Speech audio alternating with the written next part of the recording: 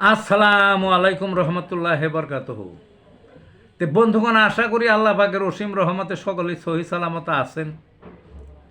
তে কবি Gazi আক্কাসাল YouTube channel 017140885009 এর পক্ষ থেকে আপনাদের সকলের প্রতি রইল একান্ত আন্তরিক শুভেচ্ছা ও ভালোবাসা।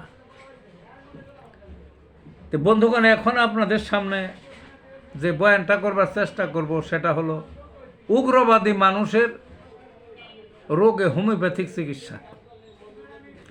এখন বিভিন্ন ভিডিওতে বারবারই বলতেছি আমি যে রোগ যাই হোক সেটা পরের কথা, আগে তার মনোজগৎটা হইল আসল।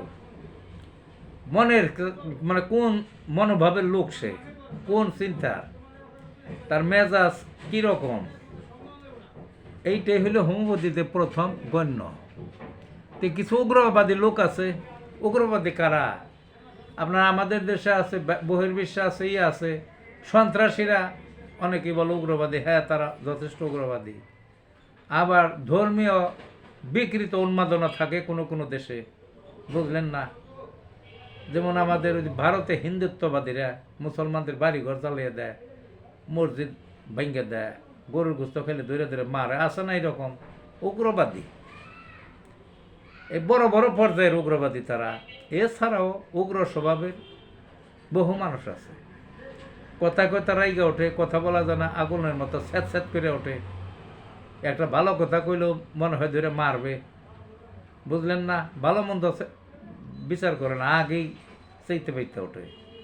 বাড়ির বউর হাতে ঝগড়াঝাটি, আবার কত বউরা আছে মানে উগ্রবাদী, জামাইয়ের হাতে ঝগড়াঝাটি, পোলাপানের হাতে ঝগড়াঝাটি, বাড়ির অন্য লোকের হাতে ঝগড়াঝাটি, সারাদিন ঝগড়া মানে কাইজা কেসকেসি, তারা থাকার পারে না।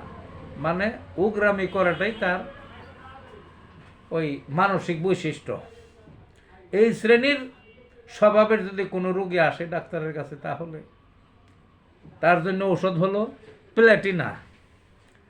এখন রোগ যাই হোক, যদি দেখা যায় প্ল্যাটিনার লক্ষণের সাথে ওই রোগী যে রোগ নিয়ে আসছে তার লক্ষণে মিলল, তাহলে তো কথাই নাই।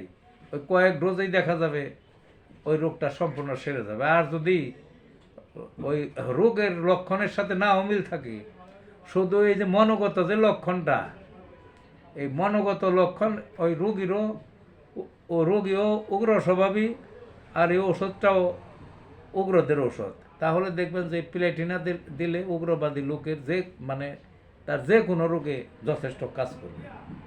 তো এটা মনে রাখতে হবে। তো ভালো থাকুন বন্ধুগণ।